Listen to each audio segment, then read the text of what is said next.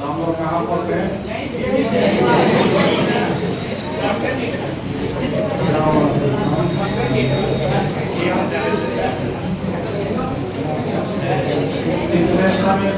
Point करे थे ना, तो इस पर एक क्वेश्चन हुआ था, क्या है होगा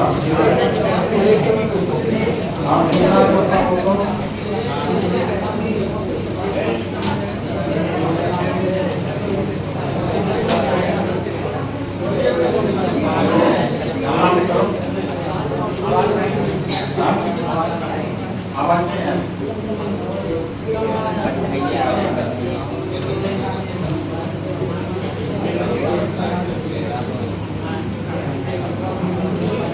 अब ठीक है, अब ठीक है।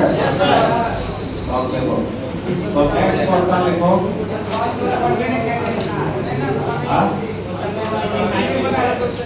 क्वेश्चन है ना जो बनाने दिए थे।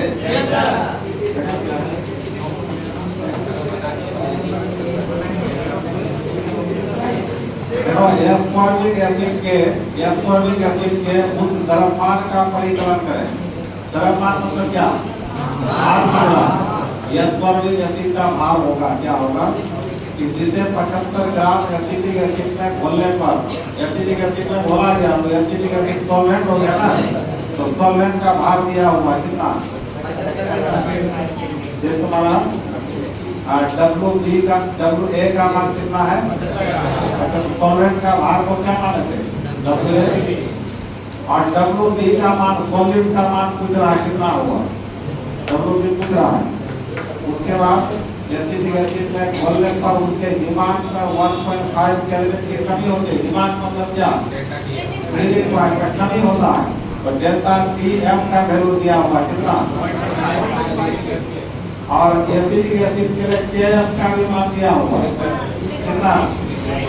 Km का मान 3.9 केल्विन केजी मोलर, ये वैल्यू दिया हुआ।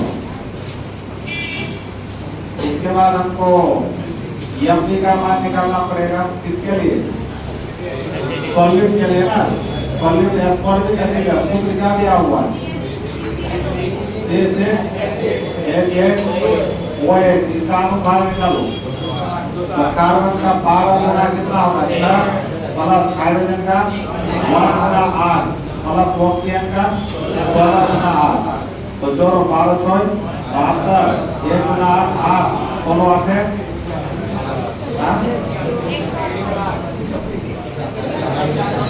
सोलो 8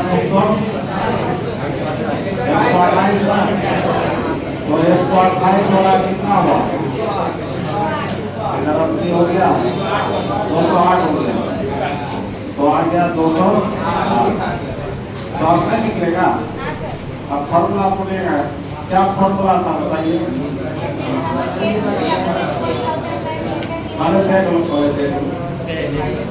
आपको बनाना है। फॉर्मूला क्या था?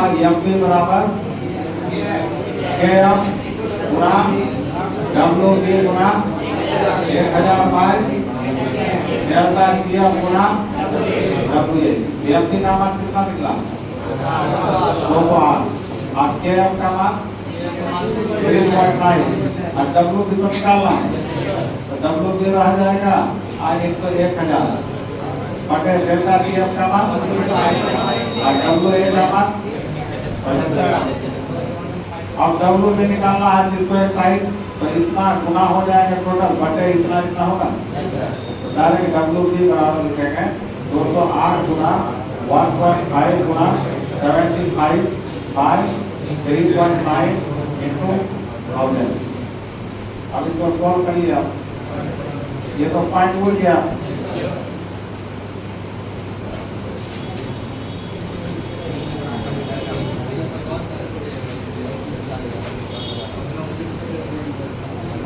या 75 25 100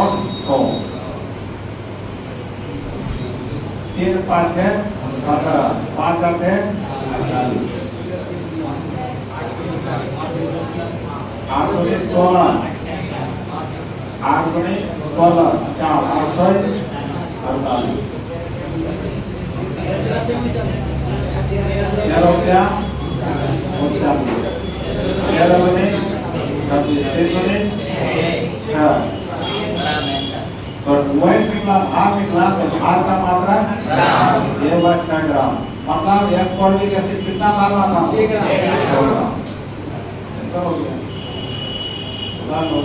अब इसको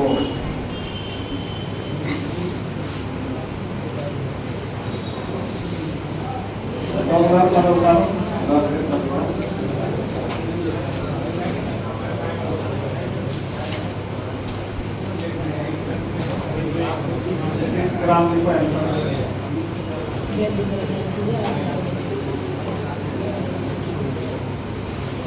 हो गया।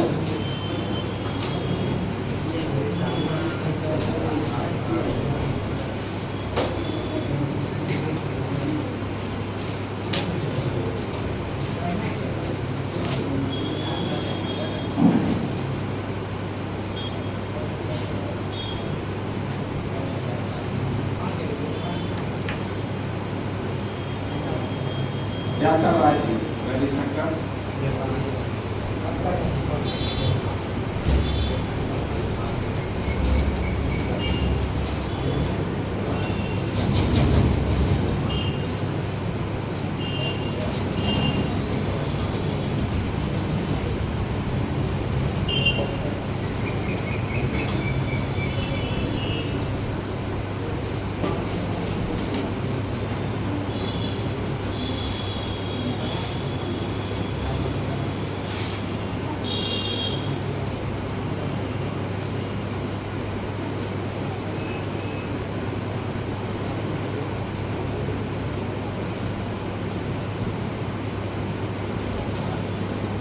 पॉज कर लो, पॉज कर लो।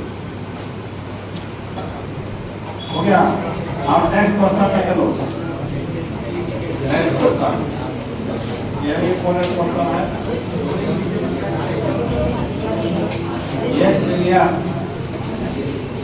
एक मिलियन जिसमें 1 मिलियन जिसमें 1 मिलियन जिसमें 25.4 ग्राम 25.4 ग्राम 25.4 ग्राम सल्फर 25.4 ग्राम सल्फर 1000 ग्राम नैफ्थलीन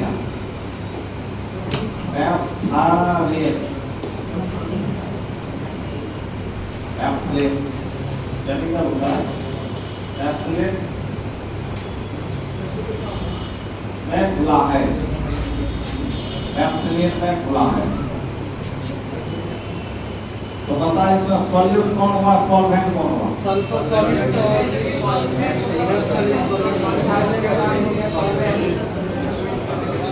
25.4 ग्राम सल्फर 1000 ग्राम नैफ्थलीन में खुला, तो ये सॉल्वेंट का हुआ। ये क्या हुआ? तो यहाँ से तुमको W भी इतना हो गया, W ये इतना हो गया। उसके बाद कहता है खुला है इसके दिमाग में, इसी में लिखा इसके दिमाग में, दिमाग मतलब रीडिंग पॉइंट, रीडिंग पॉइंट इसके दिमाग में 0.680 डिग्री सेल्सियस अवनमन होता है। अवनमन मतलब क्या किया हुआ? डेल्टा टीएम दिया हुआ है, दिमाग में इतना कमी अवनमन वही डिप्रेशन में पॉइंट हो गया। डेल्टा टीएम का नाम दिया हुआ तब कहता सल्फर का सूत्र याद करें, सल्फर का सूत्र याद करें, सल्फर का सूत्र याद करें।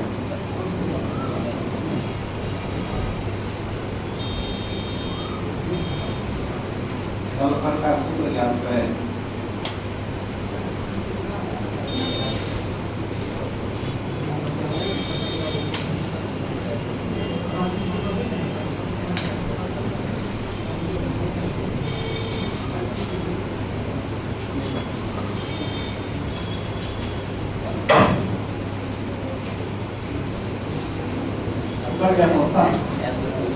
तो क्या क्या दिया हुआ पता चला? क्या क्या दिया? W का मान कितना है?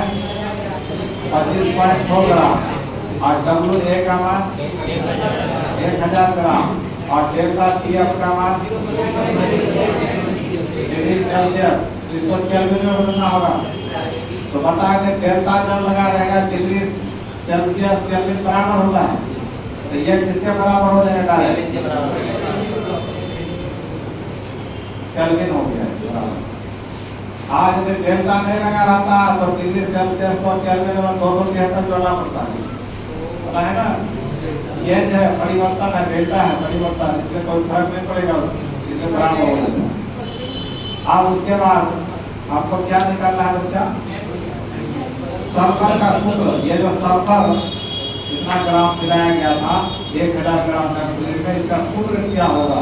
तो सूत्र निकालने के लिए आपको भार निकालना पड़ेगा, एमडी का मान निकालना पड़ेगा, तो एमडी बराबर पहले निकालना होगा। तो आप नेफ्थलीन के लिए केएफ का मान है दिया हुआ? हाँ लिख लो, दिया हुआ है यहाँ केएफ का मान दिया हुआ है। नेफ्थलीन के लिए केएफ का मान दिया हुआ है 6.8 केल्विन के मॉलिक मान। इस केएफ का मान नेफ्थलीन के लिए कितना होता है ये दिया हुआ है दोस्तों। अब केएफ बराबर कितना लिखेंगे? 6.8 केल्विन केजी मॉलिक मान। तब एमडी नहीं निकलेगा, देखा तो एमडी का मान बनेगा। तब हम सूत्र कैसे निकलेगा वो बताएंगे। पॉज कर दो, पॉज कर दो।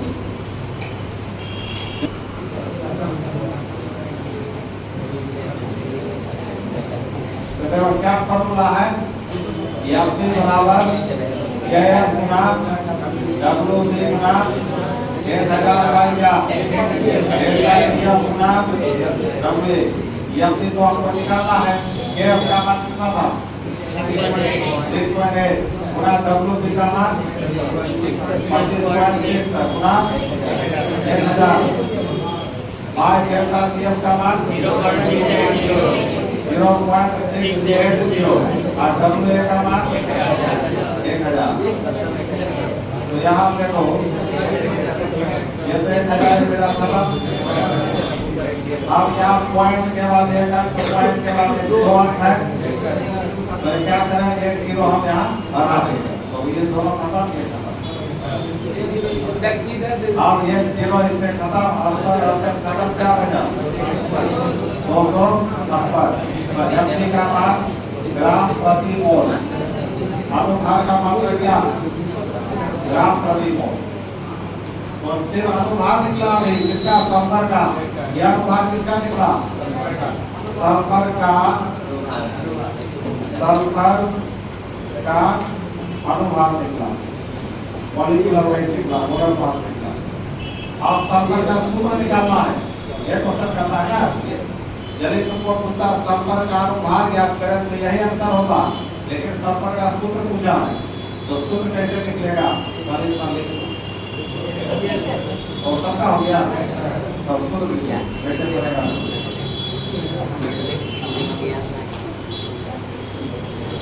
तो देखो बच्चों, जैसे जल का सूत्र क्या होगा? H2O। जल का सूत्र हम लोग जानते हैं H2O।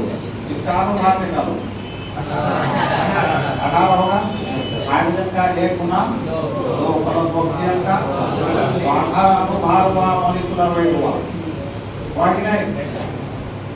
तो अब सूत्र से ही ना अनुभार निकला, तो अब यहाँ पर सल्फर का हमको अनुभार पता चल गया क्या? 256।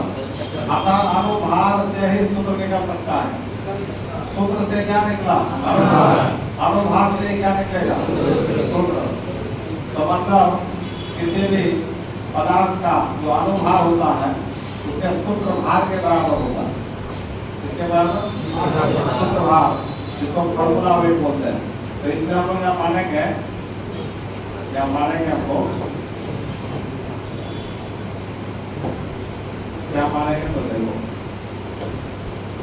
मान लेते हैं सल्फर, माना सल्फर का सूत्र अनुसूत्र लिखो। सल्फर का अनुसूत्र क्या मान लेंगे? एक्स मान लेंगे। क्या मान लेंगे? एस। तो अनुसूत्र से ही ना अनुभाग निकलता है। तो सल्फर का अनुसूत्र सल्फर के अनुभाग के बराबर हो जाएगा। सल्फर का अनुभाग इसके बराबर हो गया एस। तो सल्फर का अनुभाग कितना निकला? तो इसके जगह क्या रखेंगे? अब सल्फर का परमाणु भाग 25, सल्फर का परमाणु भाग और गुना क्या होगा? तो एक्स का मान निकालो, 256 बटे 32, तो एक्स बराबर 8 होगा। 8 बटे 16 से 25 8 माना, तो एक्स का मान 8 हो गया। यार तो इसमें सल्फर का सूत्र मतलब अनुसूत्र, सल्फर का अनुसूत्र क्या हो गया? एस का मान कितना निकला? 8। एक बार सल्फर का सूत्र, एक बार इसका ठीक है।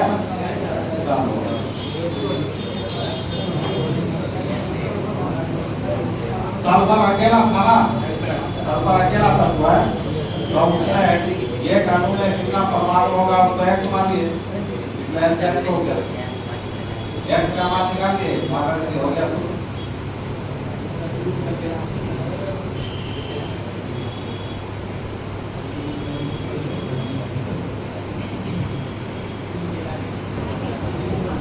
हो गया। अगला देखो, तो ये हम लोग पॉलीगेटिव प्रॉपर्टी पढ़ रहे थे।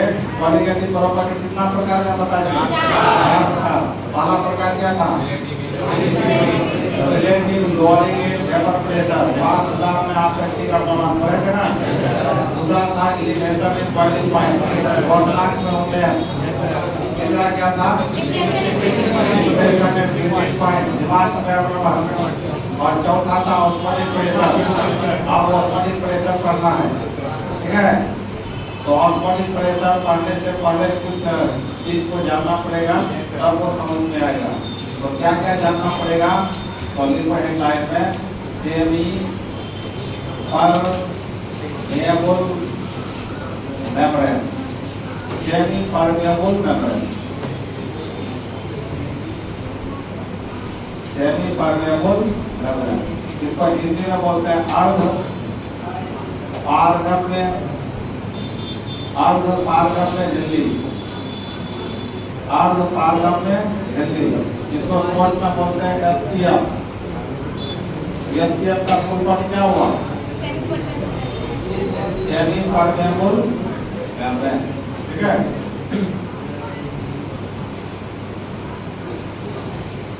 सेमी परमेबल मेम्ब्रेन और पारगम्य झिल्ली। हाँ, ये बायोलॉजी में पढ़ा होगा बच्चा, क्या होता है इसका काम पता आपको? बॉडी एलिमेंट में ही करना था तो बायोलॉजी पढ़ते हैं ना, पता क्यों बॉडी बता एसपीएम क्या होता है, सेमी परमेबल अर्ध पारगम्य झिल्ली बता। बायोलॉजी पढ़ती है, ऐसा है और बायोलॉजी पढ़ती है तो थोड़े बताएंगे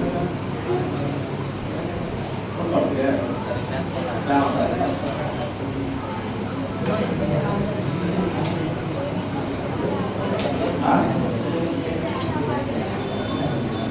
क्या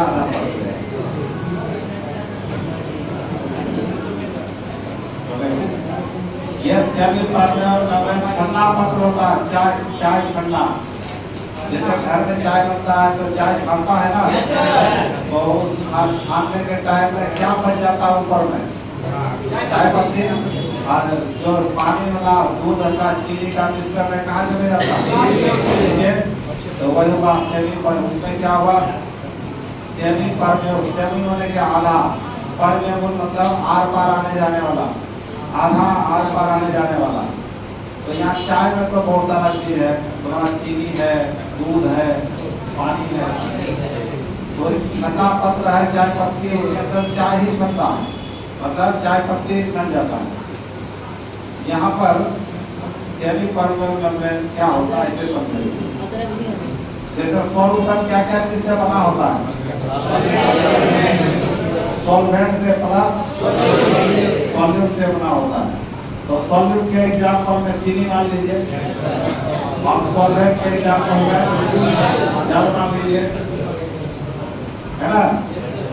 तो जब जल में चीनी मिला देते हैं तो चीनी का कण दिखाई पड़ता है क्या? नहीं पड़ता है, केवल जल ही नजर आता है। वास्तव में जल का जो आकार, जल का अणु का आकार होगा, जल का अणु का, जल का सूत्र क्या है? तो जल के एक अणु का सूत्र हुआ, एक कण का सूत्र हुआ, जल का एक कण मॉलिक्यूल पार्टिकल का सूत्र हुआ। और चीनी का सूत्र क्या है? तो चीनी के कण का सूत्र हुआ,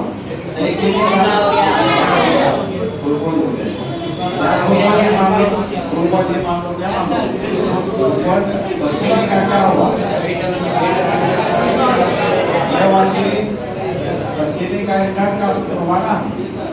तो अब बता, चीनी का एक कण बड़ा साइज का है कि जल का एक कण बड़ा साइज का? चीनी का कण क्या है? या ग्लूकोज भी ले लो, इसका भी कण बड़ा साइज का है। या नमक डाल देते तो नमक का सूत्र क्या हुआ? इसका भी कण का साइज क्या है? बड़ा है। लेकिन सेमी परमेबल मेम्ब्रेन में जो थोड़ा सा छिद्र होता है, एक ठंडा पत्र है ना, ये थोड़ा सा छिद्र होता है, उसमें छिद्र का आकार इतना छोटा होता है कि उसमें ये सॉलिड का अणु गुजर नहीं पाता है, वो फंस जाता है उसमें। क्योंकि जल का अणु का आकार क्या है? छोटा है। तो इस पत्र से, इस झिल्ली से केवल जल का अणु ही आर पार आ जा सकता है, मतलब आधा को ही आर पार आने जाने देता है। आधा में किसको? जल को, सॉल्वेंट को, और सॉलिड को आर पार आने जाने नहीं देता है। ऐसे ही झिल्ली का नाम होता है अर्ध पारगम्य झिल्ली। समझ में? तो जैसे सरवन बनाए, तो सरवन को यदि तो इस झिल्ली के ऊपर रख दोगे तो सरवन में चीनी छना जाएगा, चीनी तुम्हारा ऊपर रह जाएगा, जल केवल नीचे चलेगा।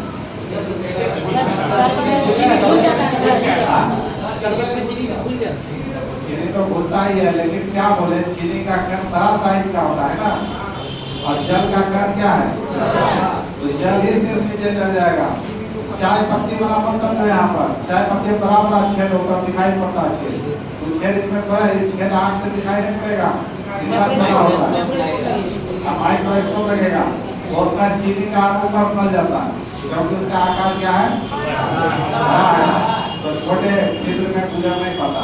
और जल का अणु का आकार क्या है? उसमें जल का अणु ही गुजर पाता है। ऐसे ही झिल्ली का नाम होता है सेमी परमेबल मेम्ब्रेन, अर्ध पारगम्य झिल्ली। इसका परिभाषा क्या होगा?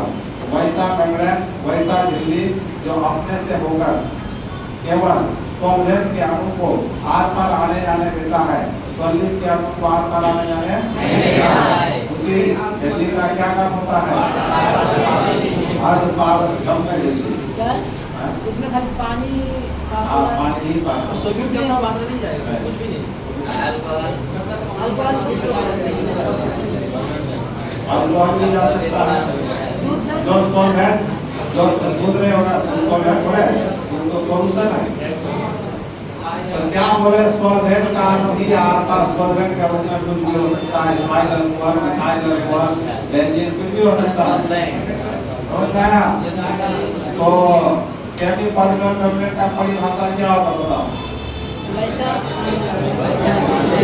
मेम्ब्रेन, वैसा झिल्ली जो जिससे होगा केवल सॉल्वेंट का अणु आर पार आ जा सकता है, सॉलिड का अणु आर पार आ जा नहीं सकता है। इतना बड़ा कहीं जाने का रास्ता है, कहीं रास्ता है, इतना रास्ता खुला हुआ है, चारों तरफ टेप है, तो ये सब पतला आदमी नहीं जा सकता है, बड़ा आदमी जा पाएगा?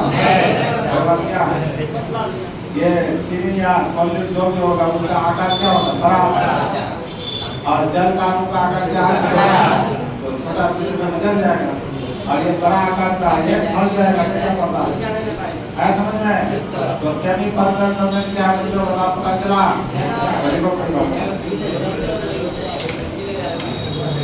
परिभाषा लिखो,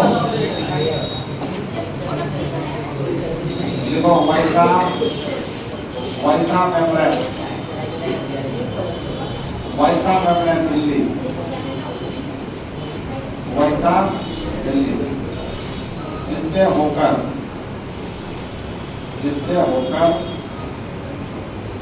केवल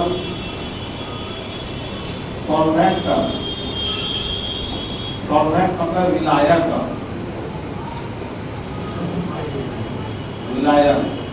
के अणु आर पार आ जा सकते हैं, कोमा, परंतु सॉल्यूट के अणु नहीं, कोमा, सेमी परमेबल मेम्ब्रेन कहलाते हैं, सेमी परमेबल मेम्ब्रेन कहलाते हैं। हो गया? तो शॉर्ट में लिख सकते हो, एसपीएम का फुल फॉर्म जान जाओगे ना? ओनली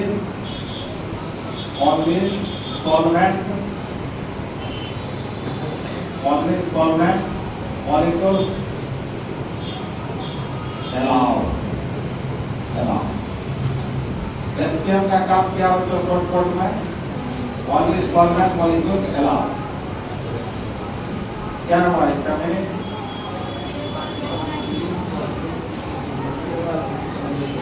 इसका मीनिंग हो गया बच्चों,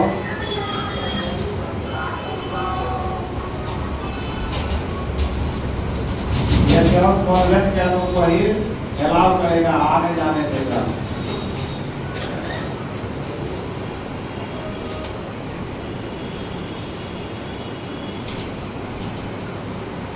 क्या लक्ष्मी बहुत दिन बाद नजर आ रही है? एमबीबीएस लेती क्या?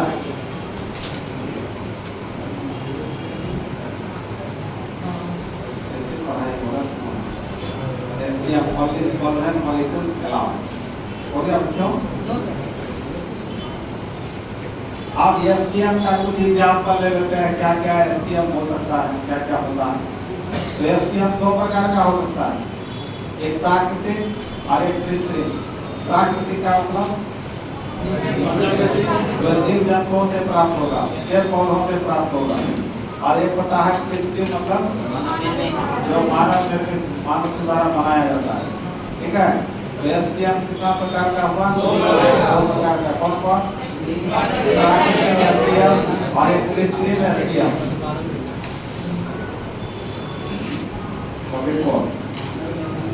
इसका एग्जाम्पल हम लिख देते हैं। हो गया है उधर?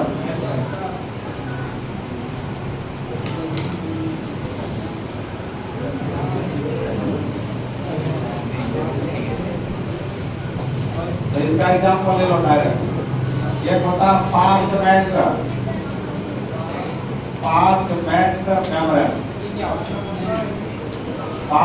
मेम्ब्रेन, इसको चर्मपत्र बोलते हैं। चर्मपत्र एनिमल मेम्ब्रेन। जैसे हम लोग का स्किन है चमड़ा, तो चमड़ा के अंदर एक उजला लेयर होता है, उजला भी जाता है। वही पार्चमेंट मेम्ब्रेन, उसका सॉल्वेंट का मॉलिक्यूल आर पार आ जा सकता है, वही झिल्ली का काम करता है। हाँ, और एक है तुम्हारा क्या है, जैसे बॉन्ड हो गया, बॉन्ड, उसके बाद स्पिक्स कलाकार। वाटर में क्या होता है?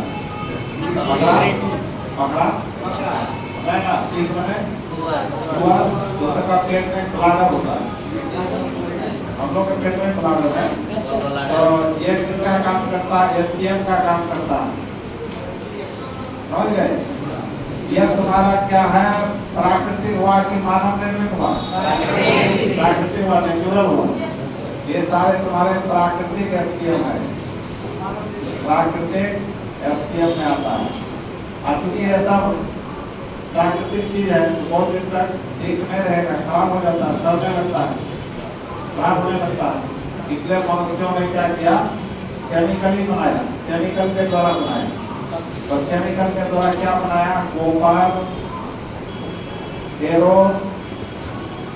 कॉपर फेरोसाइनाइड इसका सूत्र होता है CO2 FeCN और C ये इसका सूत्र होगा यह तुम्हारा कैसा एसटीएम है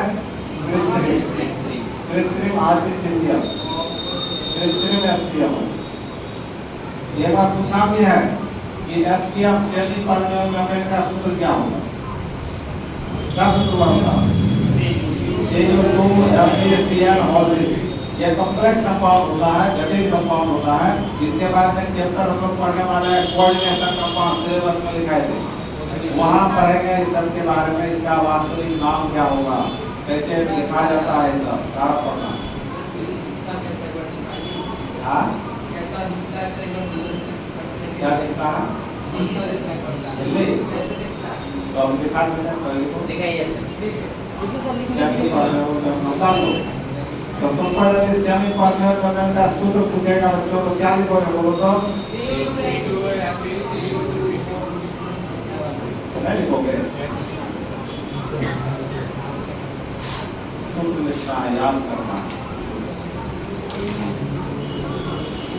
ये खराब नहीं होता है केमिकल से बना होता है ना बहुत दिन तक उपयोग में रहता है हमारा इंडस्ट्री जो फैक्ट्री सब है ये सब का यूज करता है ना फिल्टर वाला जो पानी आजकल हम लोग पीते हैं फिल्टर वाला पानी ये सब फिल्टर यूज होता है फिल्टर का काम करता है फिल्टर का काम करता है पानी को छानता है शुद्ध पानी निकालता है ठीक है कॉपर फेरोसाइनाइड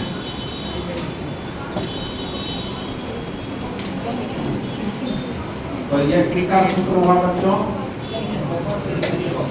ये एसटीएम का सूत्र हुआ अर्ध पारगम्य में झिल्ली का सूत्र हुआ और ये अब है ऑस्मोसिस क्या होता है और पहले दिखा देते हैं सर दिखा दिया मैंने दिखाइए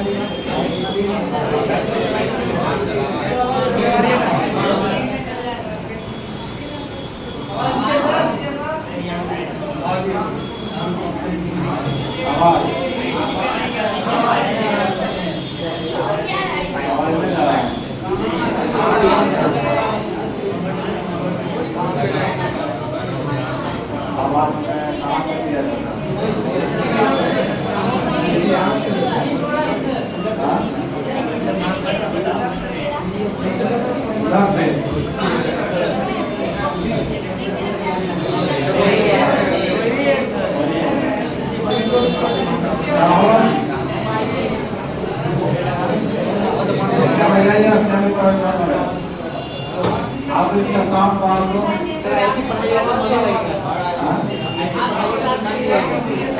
देखो आप सब है आप सब है आप सब पार हो रहा है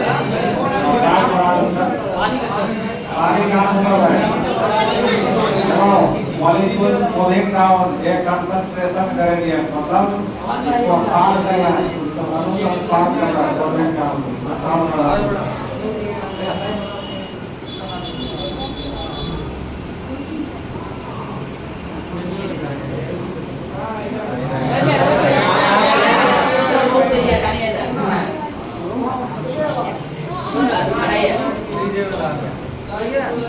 किसने आवाज और होगा सर ये सब तुम्हारा सॉलिड का मतलब है आयरन सब है सॉलिड का लेकिन सब नहीं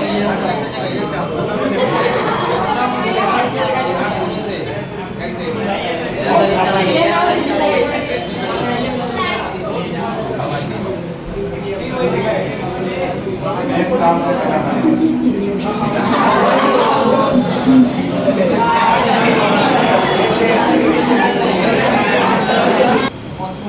ऑस्मोसिस वाले परमाणु सभी को ऑस्मोसिस और स्मोसिस इस पर हिंदी में परासरण बोलते हैं क्या बोलते हैं परासरण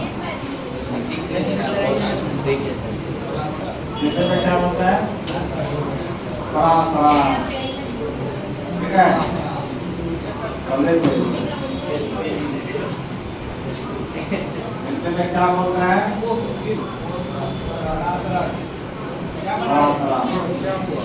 बहुत इंपॉर्टेंट है ये बहुत इसको यहाँ हिंदी आने कर दो जैसे हर में घुगनी बनता है ना घुगनी तो घुगनी में चना हो सकता है मटर हो सकता है मूंग हो सकता है उड़द हो सकता है कुछ भी हो सकता है तो घुगनी बनाने से पहले रात को तो जल में डाल दिया जाता है तो सुबह होते होते क्या होता है फूल जाता बड़ा हो जाता है तो कैसे हो जाता है जिस प्रक्रिया द्वारा वो बड़ा होता है उसी प्रक्रिया का नाम होता है परासरण उसी प्रक्रिया का नाम होता है परासरण तो चना हो मटर हो उसके ऊपर छिलका होता है छिलका वो छिलका तुम्हारा सेमी परमेबल मेम्ब्रेन का काम करता है उस छिलका में छोटा छोटा छिद्र होता है उस छिद्र से होकर केवल जल का अणु ही आर पार आ जा सकता है और किसी का अणु आर पार आ जा नहीं सकता है सॉलिड का अणु नहीं जा सकता है एसपीएम का वही ना काम है और इस सेमी परमेबल मेम्ब्रेन का क्या काम पर है हम लोग जो आपने से होकर केवल किसको गुजरने देगा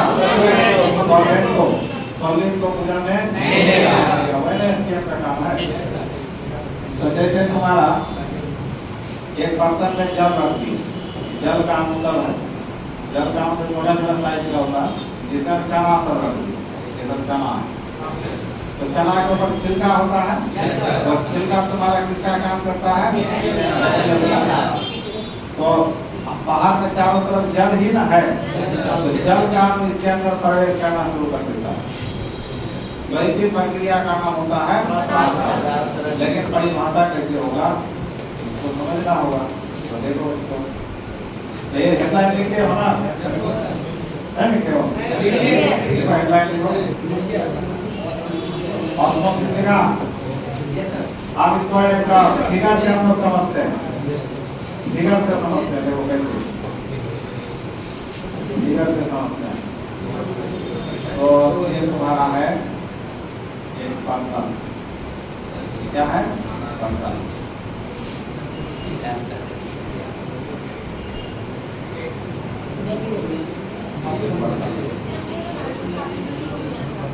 और इस बर्तन के बीच भाग में आप एसपीएम रख देते हैं क्या रखिए ये आपका क्या है एसपीएम और इस एसपीएम में छोटा छोटा क्या होगा छिद्र होगा तो छोटे छोटे छिद्र को हम और दिखा देते हैं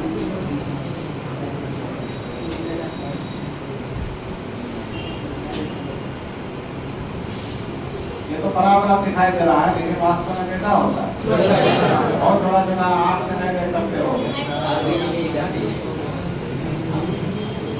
तो ये आपका क्या है बच्चों मतलब इसमें इधर वाले साइड में हम प्योर जल को रख देते हैं किसको रखते हैं प्योर जल को रख देते हैं इधर वाले साइड में हम किसको रखते हैं प्योर जल को रखते हैं इस लेवल पर क्या करते हैं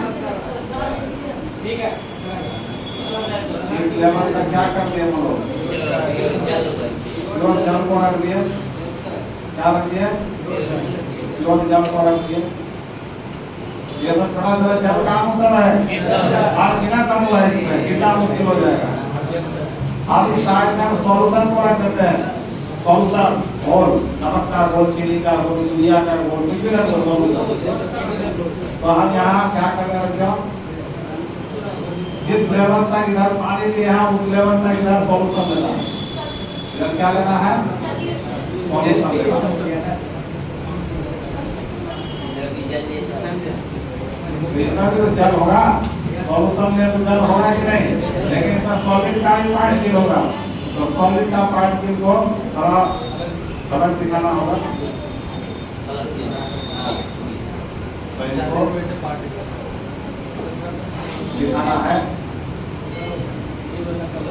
ये किसका अणु है बता, सॉलिड का अणु है, सॉलिड का अणु है, सॉलिड का अणु है।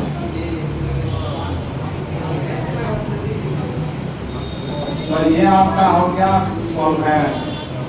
क्या हुआ, ये क्या हुआ, सॉल्यूशन। सॉल्वेंट का अणु इसमें भी है, सॉलिड का अणु है। और बीच में ये तुम्हारा क्या है, गैलियम है, सेमी परमानेंट है। अब इसको 2-4 घंटा के लिए छोड़ दिया जाए तो देखा जाएगा इसमें क्या देखा जाएगा बच्चों, इसमें देखा जाएगा इधर वाला पार्ट जो है, इधर वाला पार्ट क्या होगा, थोड़ा ऊपर उठ जाएगा। क्या हो जाएगा, ऊपर उठ जाएगा, ऊपर उठ जाएगा। और इधर वाला पार्ट थोड़ा नीचे हो जाएगा। इसका मतलब क्या हुआ, इधर जल का उसमें चल गया होगा, इसमें जल का लेवल घट गया, सॉल्यूशन का लेवल बढ़ गया। ओके, और ये किससे होकर गुजरा होगा, एसपीएम होकर गुजरा होगा। अच्छा, जल तो उधर भी था, उधर क्यों नहीं, उधर का जल इधर क्यों नहीं आया? आप क्योंकि दोनों का लेवल पहले समान दिए थे ना, तो इधर केवल जल का ही अणु था, इधर जल का भी अणु था, सॉलिड का भी अणु था। तो जल का अणु किधर ज्यादा संख्या में था, इधर जल का अणु कम संख्या में था, मतलब इधर जल का हायर कंसंट्रेशन हुआ, उच्च सांद्रता हुआ, और इधर सॉल्वेंट का निम्न सांद्रता हुआ। तो जल हमेशा हाई कंसंट्रेशन से लो कंसंट्रेशन की ओर बढ़ता है, उच्च सांद्रण से निम्न सांद्रण की ओर बढ़ता है।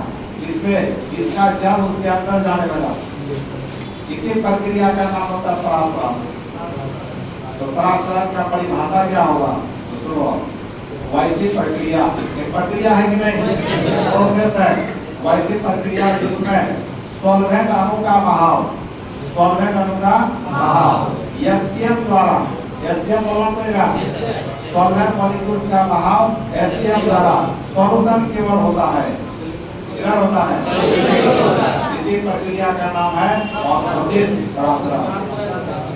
या दूसरा तरीका, वैसी प्रक्रिया जिसमें सॉल्वेंट मॉलिक्यूल्स का बहाव एसटीएम द्वारा उच्च सांद्रता से निम्न सांद्रता की ओर होता है, उच्च सांद्रता से निम्न सांद्रता की ओर होता है।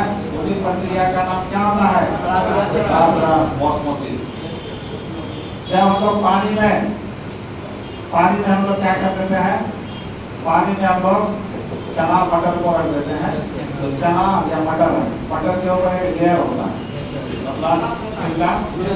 तो छिलका किसका काम कर रहा है, चारों तरफ पानी है, और मटर के अंदर भी नमी रहता है, उसमें भी पानी रहता है, प्रोटीन रहता है, मिनरल्स रहता है। तो अंदर मटर के अंदर सॉल्यूशन बना हुआ है, और चारों तरफ इसका सॉल्वेंट पानी रखा हुआ है।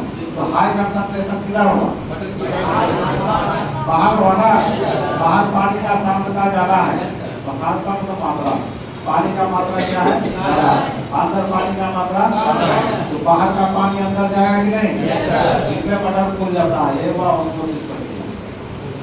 यहाँ हाई कंसंट्रेशन से पानी किधर जाएगा, यहाँ हाई कंसंट्रेशन बना हुआ था, अंदर क्या है, लो कंसंट्रेशन है, इसमें बाहर का पानी अंदर जाएगा।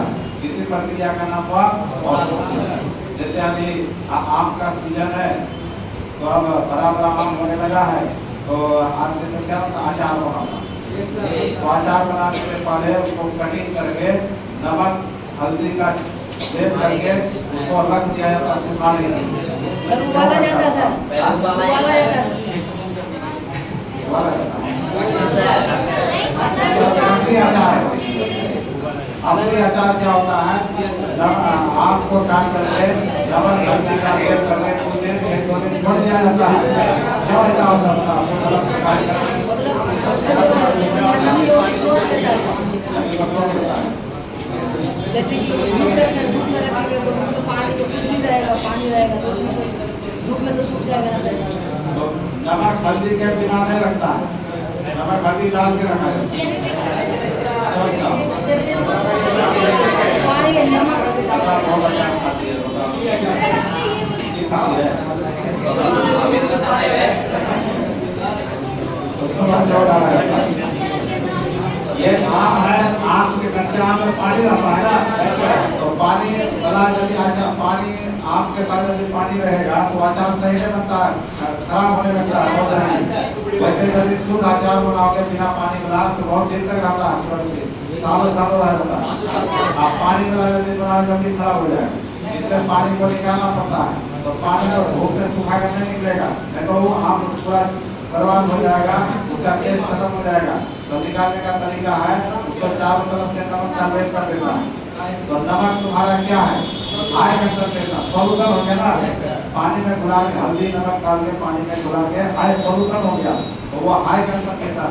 और कच्चे आम के अंदर हम लोग कच्चे आम के अंदर पानी ज्यादा हो गया, अब बाहर चारों तरफ क्या है, सॉल्यूशन हो गया, तो अंदर का पानी बाहर आने लगता है। इस तरह अंदर का पानी बाहर निकलता है तो वो बढ़िया आम कहलाता है, तब अचार बढ़िया टेस्टी होता है। ओके, वहाँ भी ऑस्मोसिस क्रिया होता है, अंदर का पानी कहा जाता है। वह यदि कच्चा आम को तुम इसे प्योर पानी में डाल दोगे तो अंदर का पानी बाहर का पानी अंदर चले जाएगा, तो ये आम बड़ा साइज का हो जाएगा। ओके ना, तो अंदर का पानी निकालना है तो क्या करते हैं, बाहर में हल्दी और नमक का सॉल्यूशन लगा देते हैं, तो अंदर का पानी कहाँ रहता है, इस तरह सुखाया जाता है। तो वो इस प्रक्रिया से बनाया गया अचार टेस्टी होता है, स्वादिष्ट होता है।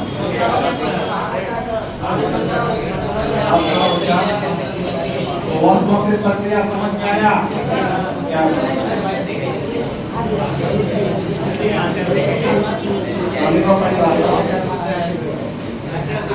परिभाषा लिखो,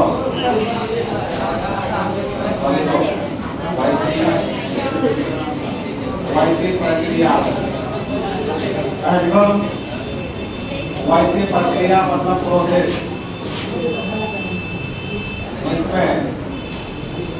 जिसमें सॉल्वेंट अणुओं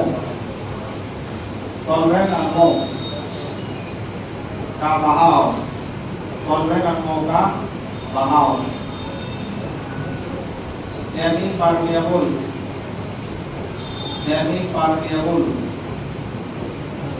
मेम्ब्रेन द्वारा, सेमी परमिएबल मेम्ब्रेन द्वारा उच्च सांद्रता से निम्न सांद्रता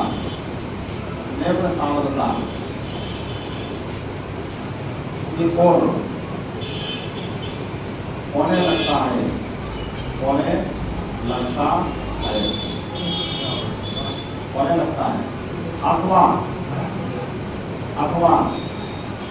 अथवा क्या लिखे बोलो, छोड़ दो, अच्छा लिखो, होने लगता है कोमा, ऑस्मोसिस कहलाता है, ऑस्मोसिस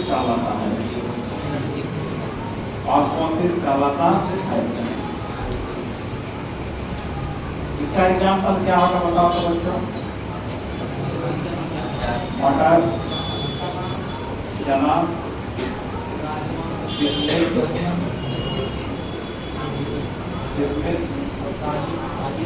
मूंग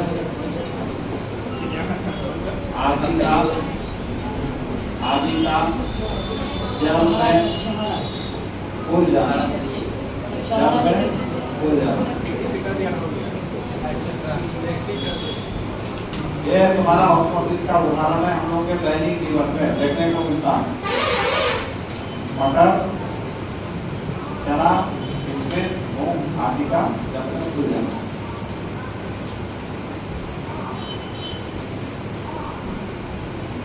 और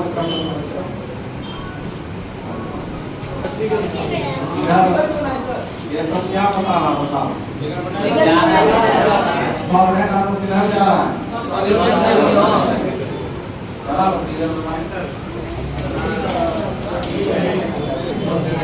आप देखो, अब हम लोग को पढ़ना है ऑस्मोटिक प्रेशर क्या होता है।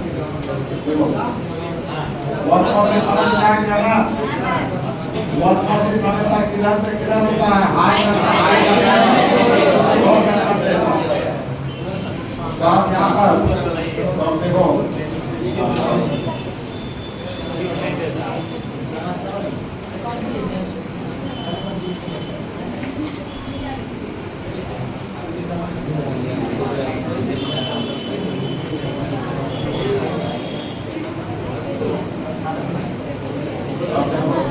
अब क्या लिखोगे? क्या लिखोगे? Osmotic pressure. क्या क्या? तो ऑस्मोटिक प्रेशर इसको हिंदी में बोलते हैं परासरल दाब। क्या बोलते हैं? परासरल दाब। इसको पाई द्वारा सूचित किया जाता है। या पाई मतलब पाई से साफ मत समझना। या पाई का मतलब क्या होता है? परासरल दाब, ऑस्मोटिक प्रेशर। ऑस्मोटिक प्रेशर का क्या होगा? सिंबल समझ गए ना? और ऑस्मोटिक प्रेशर क्या होता है इसको समझो बढ़िया से।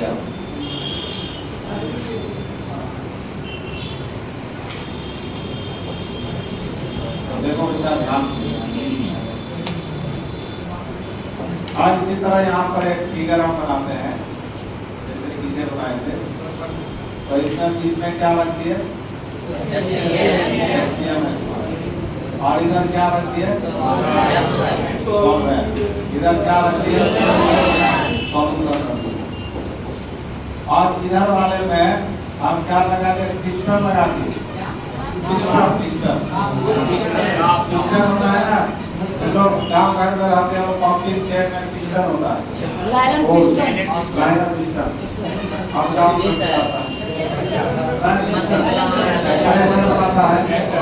क्या करता है? सब इंजन में पिस्टन होता है। वही पिस्टन लगा के समझ गए? आप इधर में क्या करते हैं? पिस्टन लगाती है। क्या लगाती है? पिस्टन। इधर सारा क्या था? इधर क्या था? सॉल्वेंट लगाती है। आप इस पिस्टन पर थोड़ा प्रेशर देकर रखो। भारी प्रेशर, बाहर प्रेशर लगाएंगे। तो जब प्रेशर लगाएंगे तो इधर का जल उधर जाना बंद हो जाएगा। क्या होगा? इधर का जल उधर कब जाएगा? जब इधर उसको ऊपर उठने का रास्ता मिलेगा, रास्ता तो बंद हो गया। इधर जल का अंदर जा रहा है, लेकिन यहाँ आ ही नहीं रहा।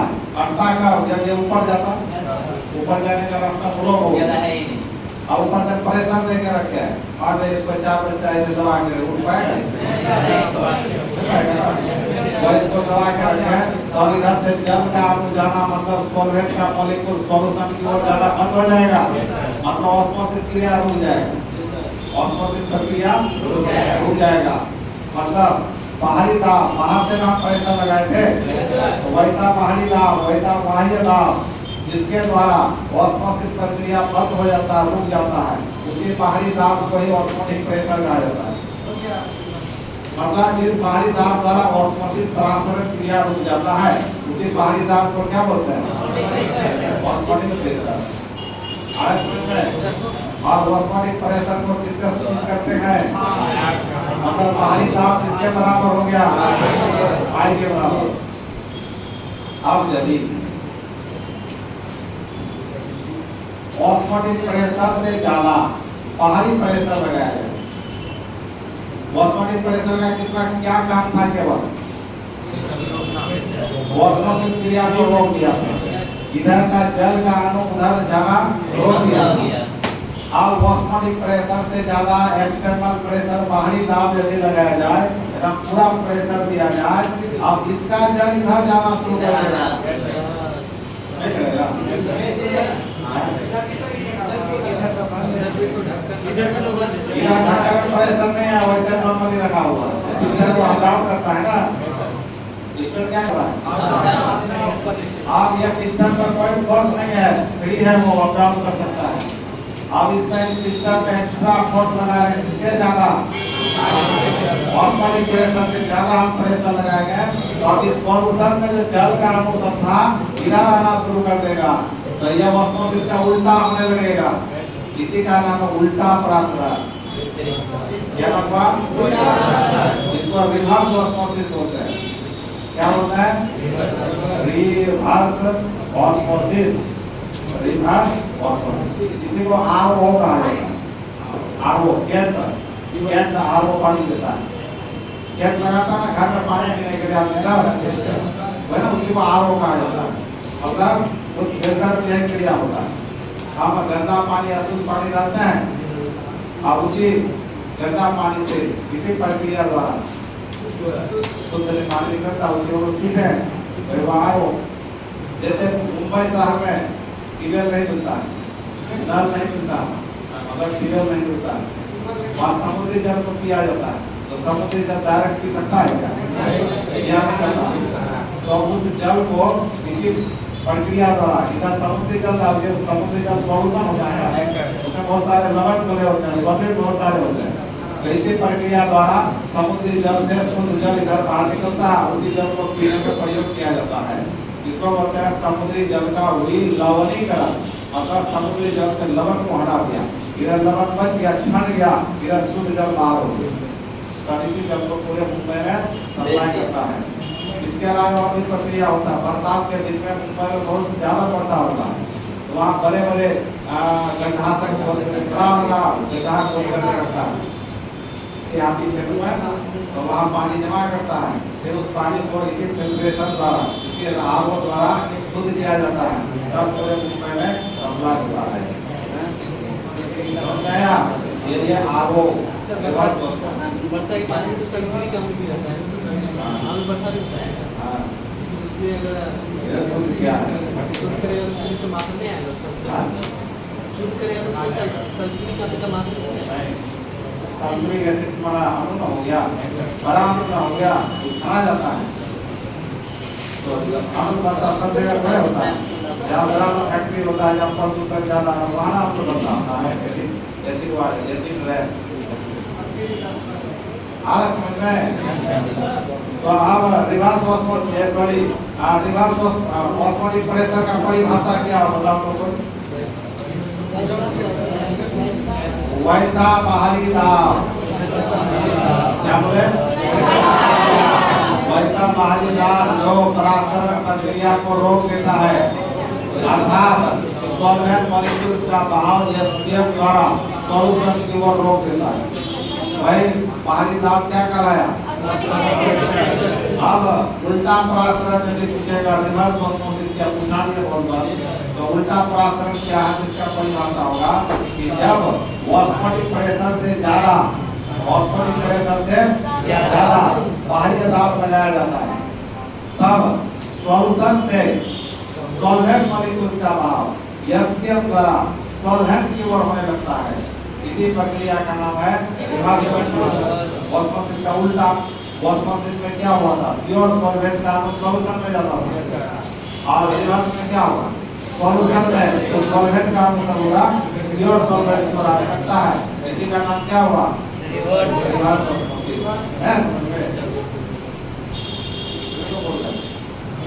हां आ गया सब्जेक्ट खा ले क्या? सब्जेक्ट खा ले यहाँ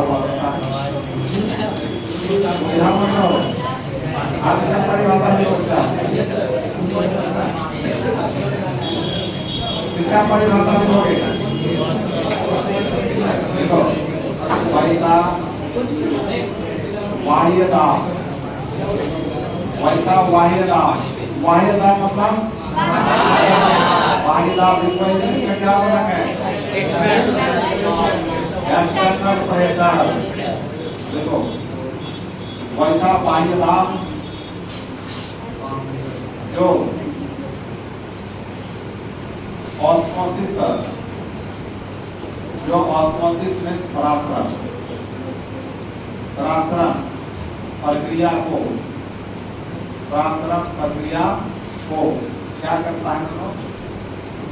तो रोक देता है, स्टॉप कर देता है, रोक देता है। अर्थात में क्या होगा? सॉल्वेंट मॉलिक्यूल्स का बहाव, सॉल्वेंट मॉलिक्यूल्स का बहाव एसपीएम द्वारा सॉल्यूशन की ओर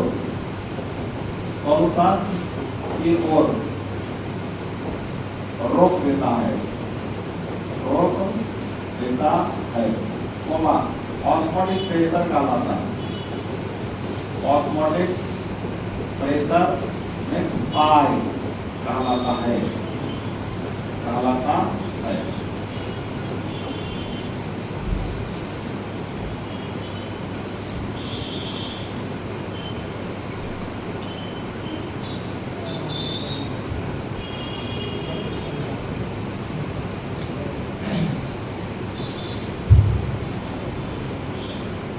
हो गया?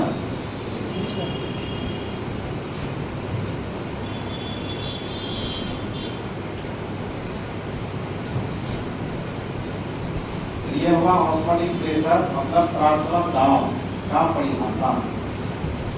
अब परासरण दाब सॉल्यूशन की ओर काम करेगा कि सॉल्वेंट की ओर काम करेगा?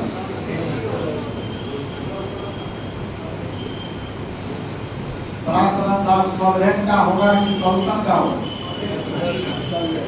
सॉल्वेंट का होगा।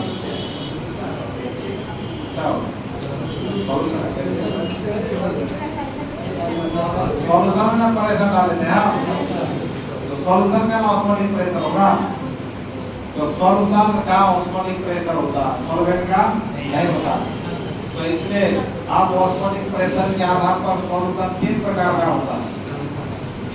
अब यहाँ सॉल्यूशन 3 प्रकार का फिर से पढ़ेंगे हम लोग, किसके आधार पर? ऑस्मोटिक प्रेशर के आधार पर, क्योंकि सॉल्यूशन के कारण सॉल्यूशन में ही ऑस्मोटिक प्रेशर उत्पन्न होता है, इसलिए प्रेशर लगाए थे बाहर से। तो इसलिए सॉल्यूशन हम लोग 3 प्रकार के पढ़ेंगे, किसके आधार पर? ऑस्मोटिक प्रेशर के आधार पर। तो देखो हेडलाइन में types of solution, types of solution नहीं फिगर नहीं बनाना होगा। मीडियम के प्रकार क्या हो गया? मीडियम के प्रकार। तो ऑस्मोटिक प्रेशर के आधार पर लिखो परासरण दाब, ऑस्मोटिक प्रेशर, ऑस्मोटिक प्रेशर के आधार पर सॉल्यूशन कितना प्रकार का हुआ?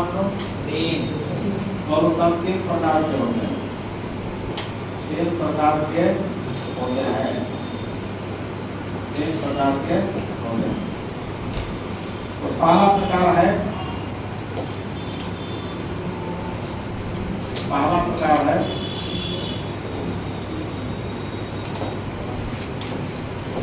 Isotonic solution, isotonic solution,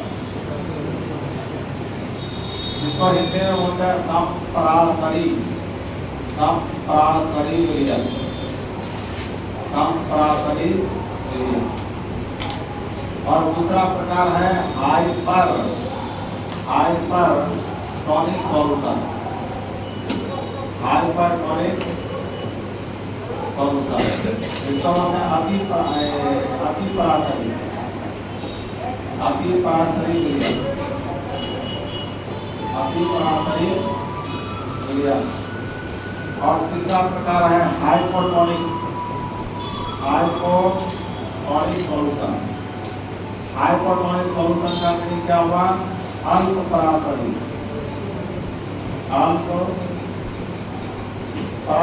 million, अल्प परासरी मिलियन।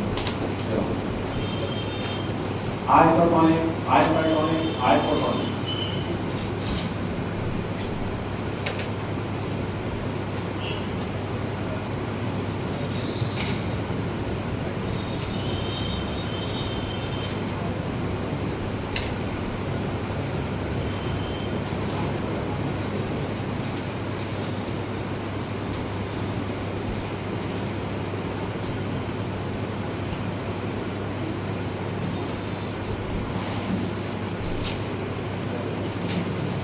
यदि क्वेश्चन पूछे परासरण दाब से करते हैं उससे परिभाषाएं लिखना है, पेपर में लिखना है। आज यदि पूछेगा परासरण दाब के आधार पर विलयन कितने प्रकार के होते हैं, सब इस प्रकार लिखना होगा। कौन कौन? कम परासरी, अति परासरी, अल्प परासरी। सब मैंने आइसो मैंने सब बराबर, हाइपर मैंने ज्यादा, अति मैंने क्या होता है ज्यादा, हाइपो मैंने कम, अल्प किसको बोलते हैं? आप इसको क्या इसको कहते हैं जब समझ लो हो गया ना?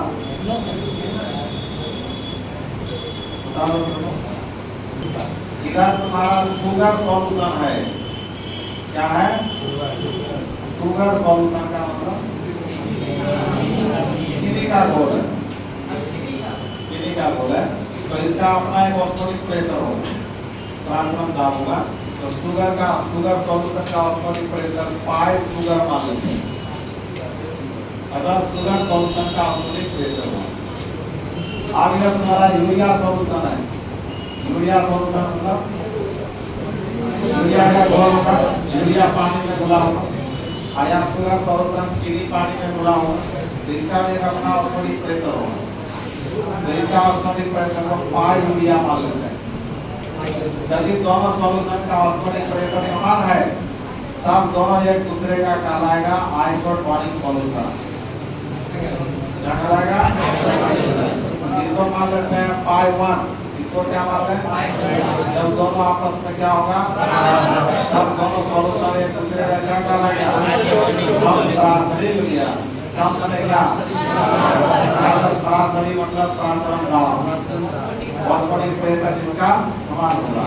मान लो दोनों को मिला दिया जाए तो दोनों कोई किसी को नहीं पटक पाया, इसका मतलब दोनों का शक्ति समान है। तो दोनों एक दूसरे का क्या कहलाएगा? आइसोटोनिक हो गया। मान लीजिए इसको पटक दिया तो ये ज्यादा शक्तिशाली हुआ, इसका ऑस्मोटिक प्रेशर ज्यादा हुआ, तो ये कहलाएगा हाइपरटोनिक। तब ये क्या कहलाएगा? वो कमजोर था तो ना पटक दिया, ये कहलाएगा हाइपोटोनिक। मान लीजिए उसको पटक देना था हाइपोटोनिक, वो हाइपरटोनिक हो जाएगा। जब दोनों बराबर होता था आइसोटोनिक हो जाएगा। क्या समझ में? तो परिभाषा क्या होगा? आइसोटोनिक सॉल्यूशन का परिभाषा क्या होगा? क्या होगा परिभाषा? कुछ नहीं होगा।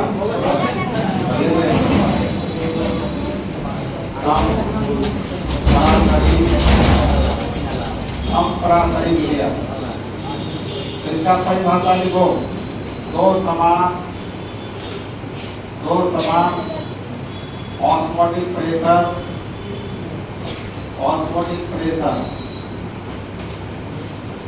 वाले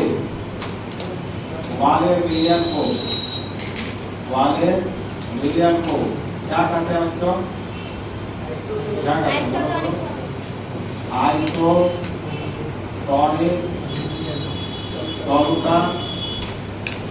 आइसोटोनिक सॉल्यूशन कहा जाता है। इसके लिए पाई 1 इक्वल टू क्या होगा? पाई 2 होगा। क्या बोलो? फॉर्मूला हो गया तुम्हारा में। क्या हो गया? फॉर्मूला। इस फॉर्मूला को याद रखना। पाई 1 इक्वल टू पाई 2 किसके बराबर होगा? कब होगा? दोनों सॉल्यूशन का ऑस्मोटिक प्रेशर आपस में बराबर होगा।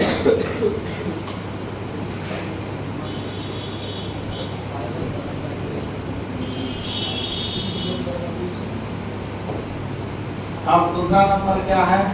अति पराशरी। अति पराशरी विलयन। अति पराशरी विलयन का क्या होगा परिभाषा बता दो।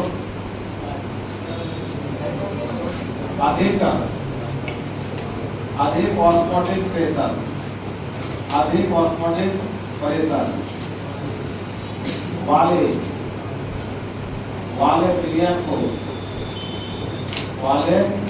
विलयन को क्या कहते हैं दोनों? हाइपरटोनिक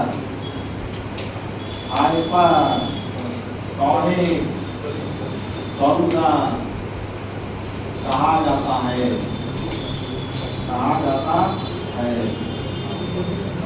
लेकिन में क्या होगा? पाई 1 ग्रेटर देन क्या? पाई 2। तो जो बड़ा होगा वो क्या कहलाएगा? हाइपरटोनिक। और जो छोटा होगा हाइपोटोनिक।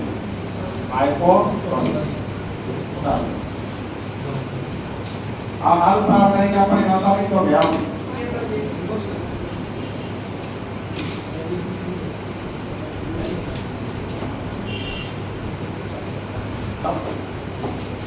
आप क्या लिखोगे?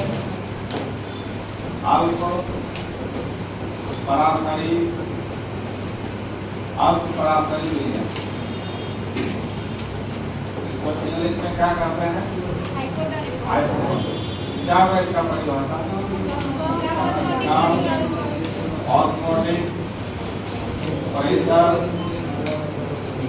कम ऑस्मोटिक प्रेशर वाले विलयन को क्या कहते हैं? विलयन को हाइपोटोनिक सॉल्यूशन कहा जाता है। कहा गया है नहीं, कहा जाता है। इसके लिए पाई 2 ग्रेटर देन क्या मान लें? पाई 1। तब यहाँ पाई 2 बड़ा हो गया ना, तो पाई 1 क्या हो गया? छोटा। तो ये क्या कहलाएगा? हाइपोटोनिक। जो छोटा हो गया हाइपो, जो बड़ा हो गया हाइपर हो गया, हाइपरटोनिक। जो बड़ा है हाइपर, और जो छोटा है हाइपो। हाइपो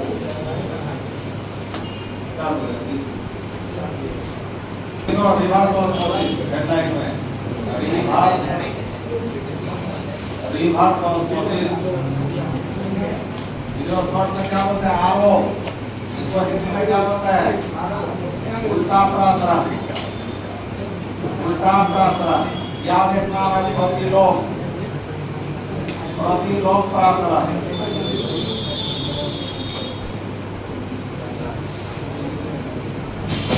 इसको आप कर दो।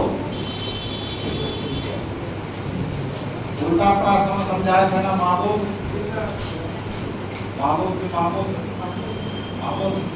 बोलो क्या होता है? बाहरी दाब दिया जाता है। बाहरी दाब, बाहरी प्रेशर दिया जाता है। बाहरी प्रेशर दिया किससे ज्यादा? किससे ज्यादा बाहरी प्रेशर दिया जाता है? ऑस्मोटिक प्रेशर से ज्यादा।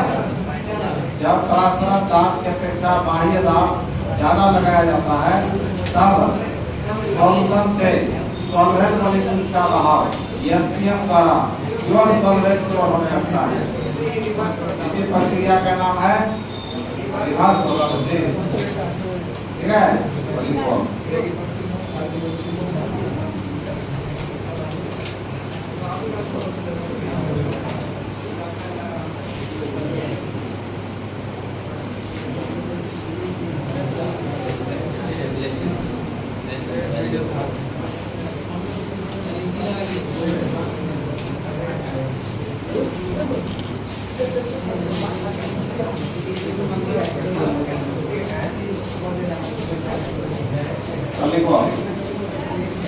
इसका परिभाषा लिखो। कलम कहाँ पर? मैं बोला लिखो 2 मिनट। जब ऑस्मोटिक प्रेशर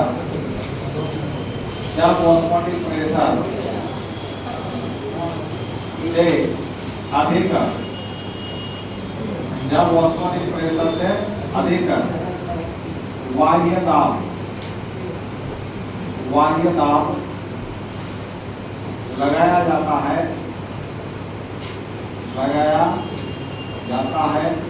तब सॉल्यूशन से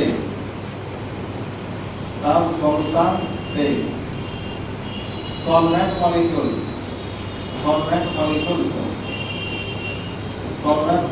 का बहाव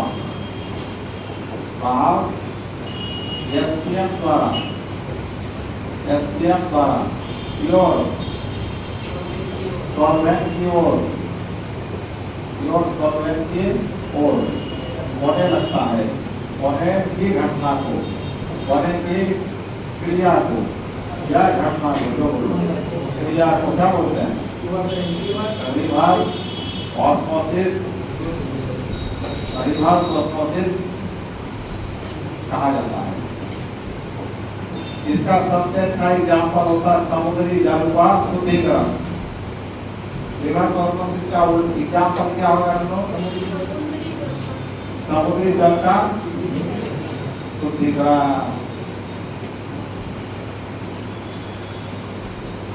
सभी को इसका एग्जाम्पल देखना, समुद्री जल का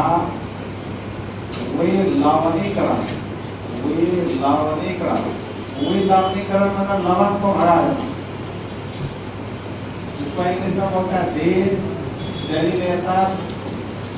desalination of sea water। desalination of sea water। समुद्री जल को शुद्ध करना कौन सी प्रक्रिया होता है?